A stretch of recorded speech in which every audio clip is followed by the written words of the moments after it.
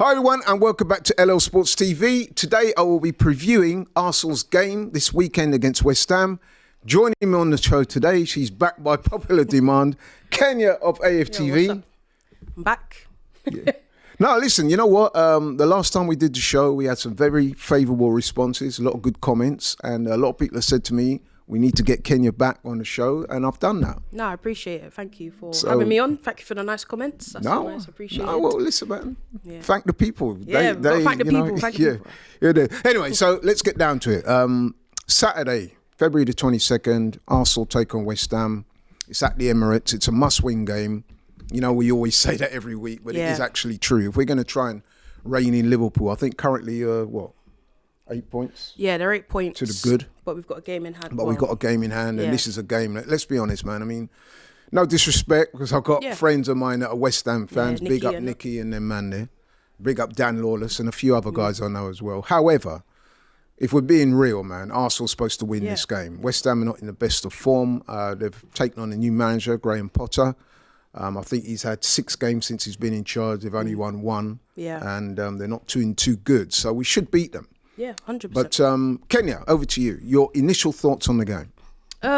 It's not going to be easy, but I do expect us to beat West Ham. I mean, going forward, they're pretty good. I mean, they got Jared Bowen back, which is a massive positive for them. But I still think we should be beating West Ham. Like, if we don't beat West Ham, I don't know, man. I don't think there's enough to say for me to... I think there'll be a meltdown, especially at home. I mean, like you're all right. They've got some threats. You know, you got Jared Bowen, you got Jared Bowen, even Kudos, Souček. Exactly, yeah. They've got a couple of guys on there. I think Paqueta's out, isn't he? I think Paqueta's out, but I don't know if Somerville might be playing as well. He's another tricky winger that you have to be careful of. I heard he's out. I'm not sure how true that is. I guess they got Evan Ferguson. Forgot about him. Yeah. So you have to be really careful. So they do have some threats, and it is a London derby. Yeah, 100%. And they're going to be up for it. Yeah, and listen, they need the points because what are they, 16th in the table? I think so, yeah, 16th or 15th. And, you know, like you said, since Graham Potter's come in, I think he's only won 1 game and he's drawn once and lost the rest. So he's probably looking at this game like, look, this is the weakest Arsenal are ever going to be in recent times.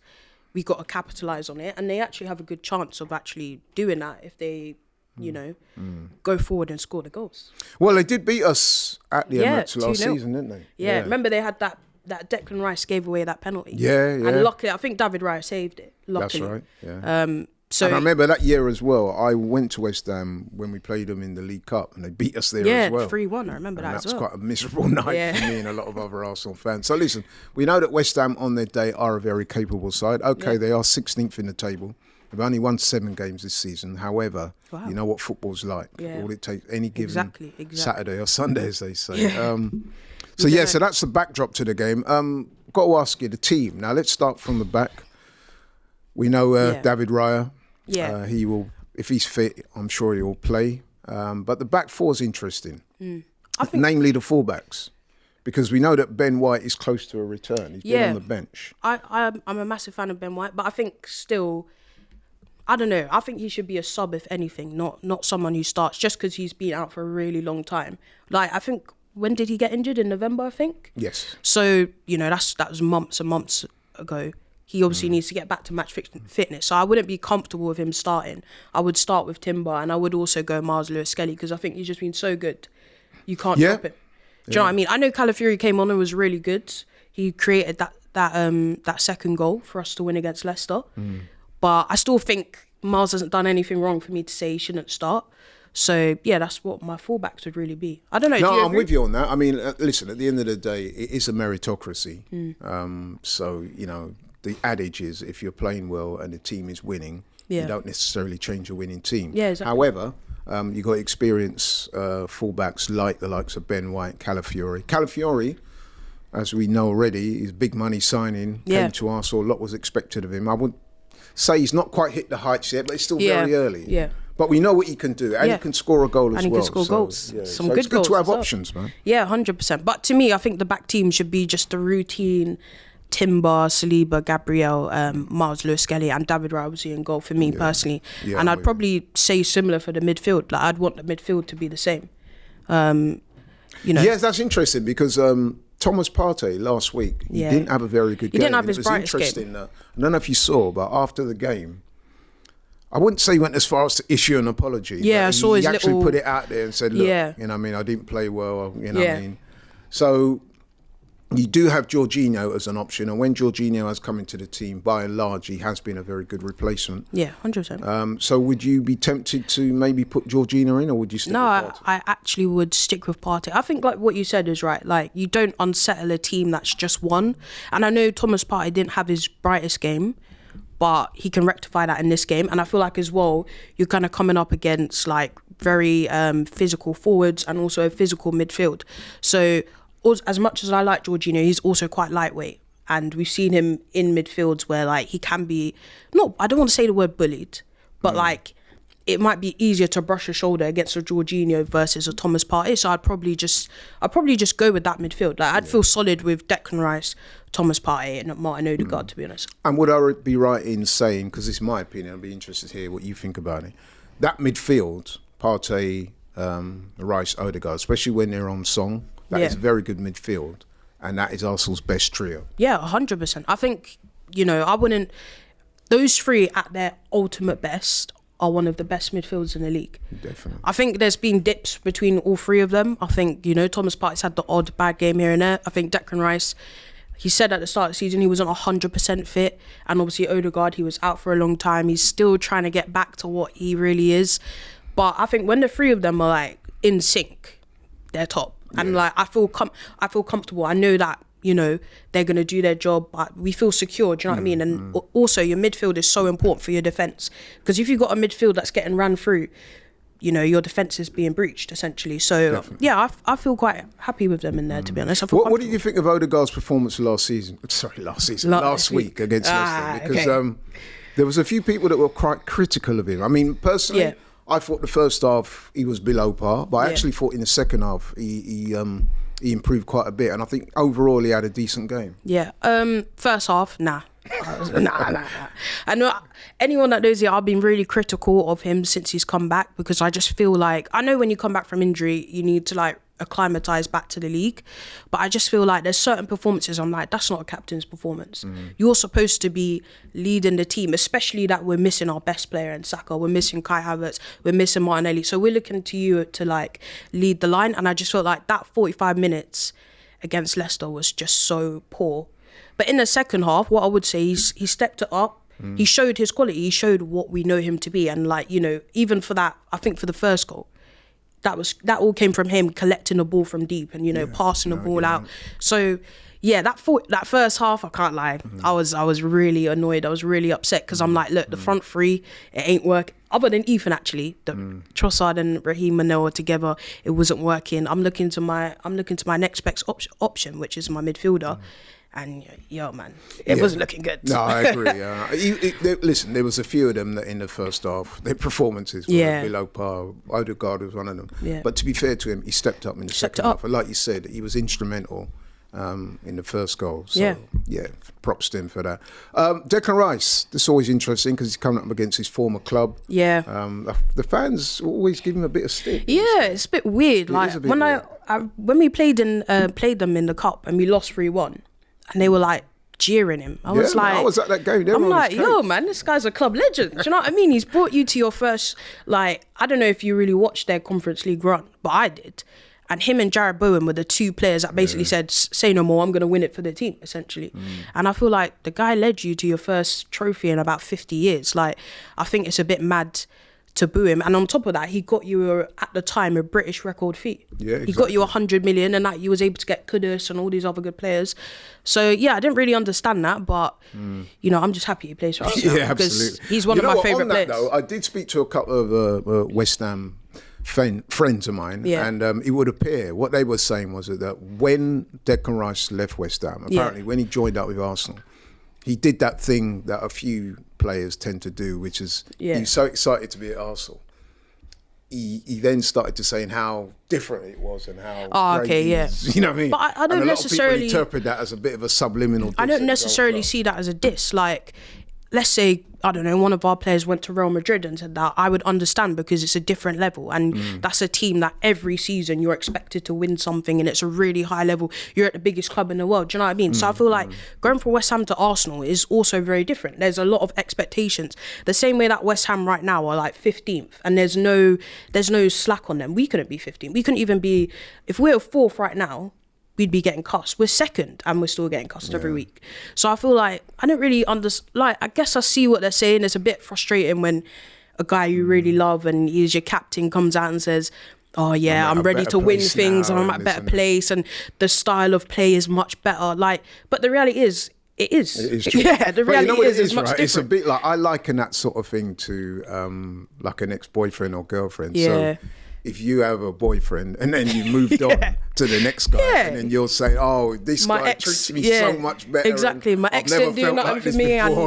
No, even if you don't diss him, but you keep on saying, oh, this my new boyfriend, the old previous boyfriend is going to be thinking, exactly. Oh, man, my new boyfriend, he's got a good job, he's got a brand new Audi, do you know what I mean? Yeah, so I get it. I hear it. But anyway, moving on, and this part of the segment is going to be very interesting because, listen, a lot has been said about the front three.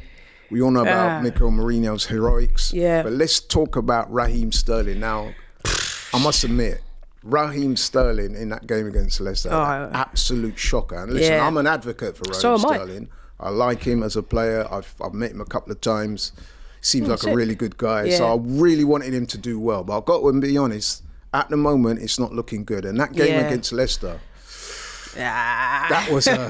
that was he was offside about 3 times. He was offside about 3 times. And I mean, so was Trossard.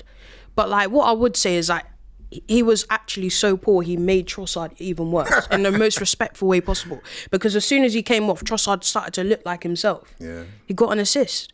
But I do agree. I mean, I'm a massive advocate for Raheem Sterling. I said on deadline day that, look, we need someone, and if it's Raheem Sterling, then fair enough, we have to get a body in, really. I didn't expect it to be this bad. I didn't expect it to be like, you know, Raheem Sterling in his prime. But I didn't expect him to be this poor. And I think that Leicester game, honestly, at half-time, I was thinking, get this guy off just for his own sake. Because, like, you don't want fans booing him, and you don't want his confidence to get even lower. I think that was his nadir so far. But often when people have a nadir, they do improve. Now, I guess my question to you is, would you start him?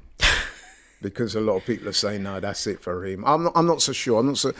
I think you got to be careful with people, how you manage them. So he had such a poor game, and so the tendency would be to banish him to the bench and not see him again. However, we will need him at some point. Because we're threadbare up top.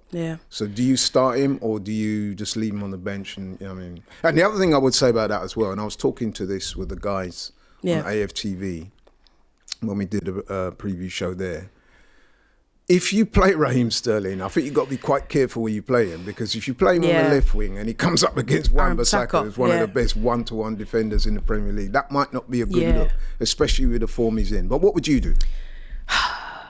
I actually would start him. I know that sounds really crazy just based on what I just said, but my thoughts is not even more so about Sterling, it's more about Mikel Mourinho. And I feel like if you start Mikel Mourinho and he doesn't score in this game, because what he did against Leicester, it was heroic, but I don't expect him to do that every week, because he's not a goal scorer, he's not a forward or any type of that. And he took them by surprise. Yeah, he took us by surprise. Honestly, the header, but like the second one, I was like, wow.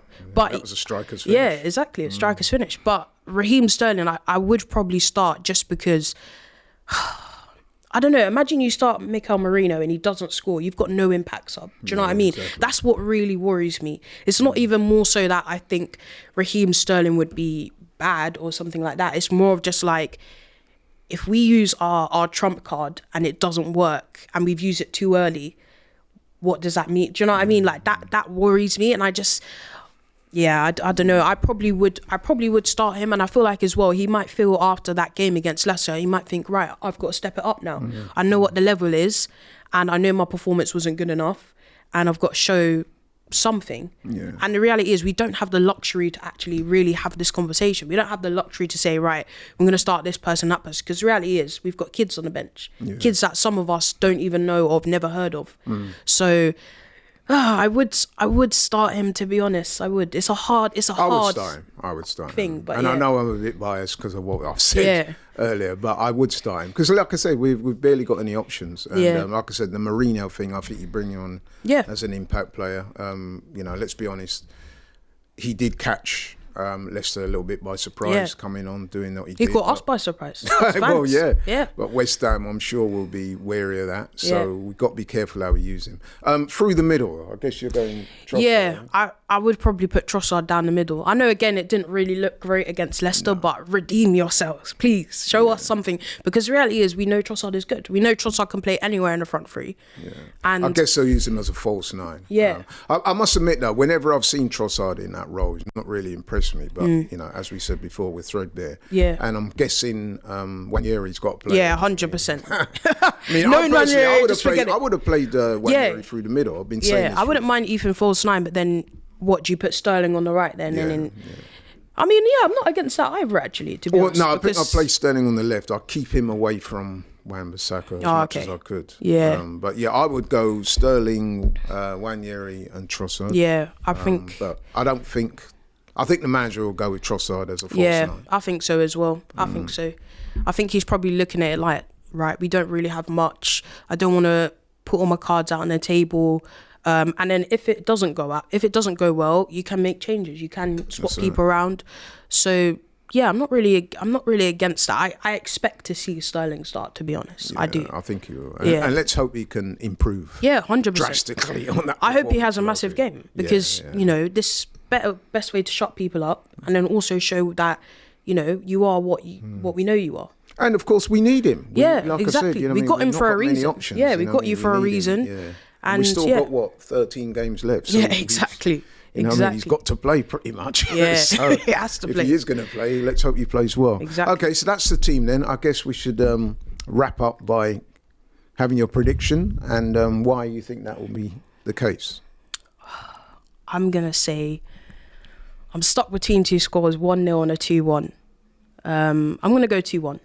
I think we will concede because I think Jarrod Bowen is just Jarrod Bowen. But I also think somehow we'll scrape a win. We'll scumbag it, as I like to say. You think so? Right? Yeah. We might. I feel like we'll probably deserve to win, but because going forward we're a bit toothless, it will count as a scumbag win. But I'm going to say 2-1 to Arsenal. Interesting. I've gone 3-1. I hope you're right. I think there'll be a 2-goal swing. Yeah. I think West Ham could score. Yeah.